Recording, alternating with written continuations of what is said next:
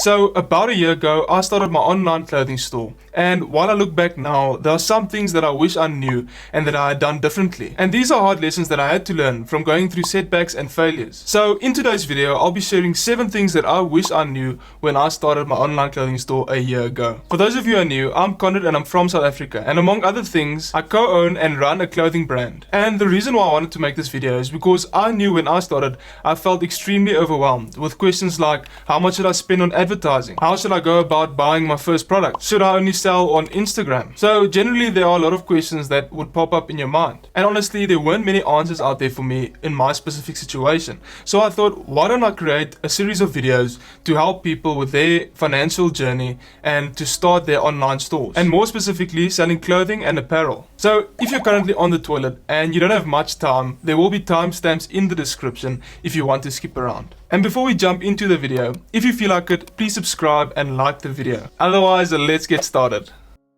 Okay, so first of all, I feel this is the most important, is just to start. In the beginning, you're going to worry about things that don't really matter, or this is quite a controversial opinion, but things like your brand name, your brand concept, your brand ethos. And I feel that all of these small things stop you from actually starting your business, because how are you going to develop a brand if you don't just start? And what we did with our brand is, with our brand name, our brand logo, and all of these other small components, we sort of rushed it. But I'm not going to say rushed, but we didn't give as much attention to it as possible, because I mean, you can spend 2 months or 3 months thinking about the perfect name. You can go and write out 10 different names and not even choose one. So if you get one thing from this video, it is just start. Just go and buy the products and just start selling them, because that is ultimately what a brand is.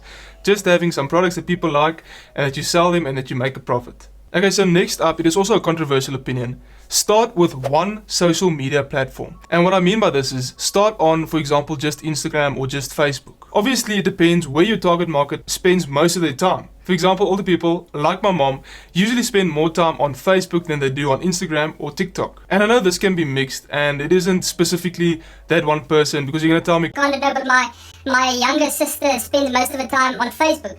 There are obviously instances where this doesn't apply. If you focus on, like we did with Instagram, you focus on building that specific audience to a degree that you can transfer them to your TikTok and to your Facebook account, and then grow your other accounts also like that. Also, what is important is to build social proof. Social proof is when other people, because we are humans, we usually tend to look at if other people are enjoying the product. For example, you can repost a story from someone that say, oh, I love my clothes, or I love how it feels. And another tip in this subcategory is provide value and then sell. For example, a strategy with this can be provide exercise videos that people can go and watch and they'll learn about fitness, and then use those exercise videos to sell a specific product. Okay, so next up is something that everyone talks about sort of, is niching down. With our clothing company, we first identified a specific niche. And I made a great video about this, about finding the right product using the GUM framework. And the GUM framework means basically find what you're good at, find what your unfair advantage is, and find what product is missing in that unfair advantage. And this is also as important as just starting, because you need to know this before you just start. I know this sounds kind of confusing, and I'm confusing myself here, but the main point is, firstly, identify a need and find something that will be sort of trending, and then focus and hone in and try and target that specific person that would wear that specific item. And also something that really helps is having an interest in the product that you're selling. And it just makes the whole experience more fun and more enjoyable to sell something that you like, you know? Okay, so next up is beware of expensive suppliers. And I've actually got a story to tell you. So this happened quite recently, right? So we were ordering packaging for our clothing company, and the supplier we got was from China. And I don't know if this was a miscommunication, or I don't know what the problem was, but when they originally quoted me for the thing we're talking over WhatsApp, she told me that it was $51 for 500 bags. And when it came to she actually sending me the quote, she quoted me something like $65. And this was a bit of a red flag.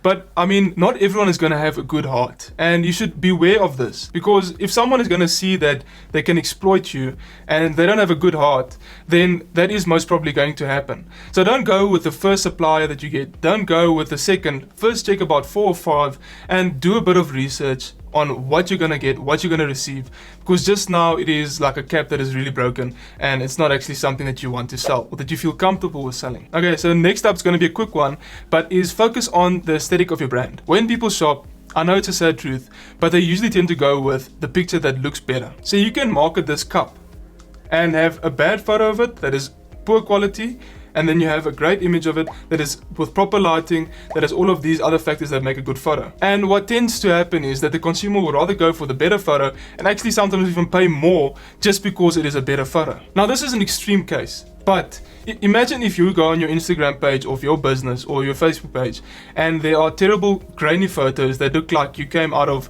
2010 that is taken on a Nokia or BlackBerry or something.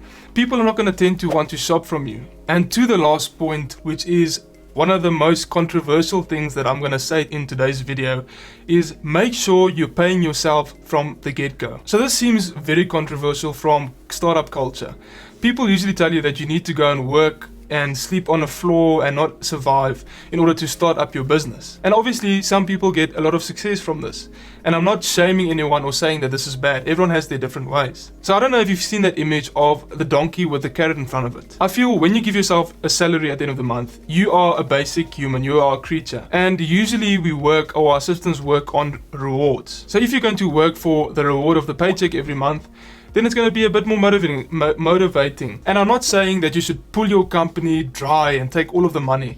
I'm saying pay yourself. For example, how we do it is we take a certain percentage of the profits that is left at the end of the month, and then we pay ourselves with that. So I hope these tips are actually going to help you. And genuinely, I wish you the best of luck with your business. Please let me know in the comment section what your business name is so that I can go and give it a follow on Instagram and that I can go and support it perhaps. And also, if you have any questions on starting up your clothing business or any questions relating to that, then please mention it in the comment section, then I'll make a video about it. And also I'm going to put up a playlist at the end of this video if you want to go and check out other content that I have around e-commerce and starting an online clothing brand. But for now, that is the end of this video. Don't forget to like, comment and subscribe.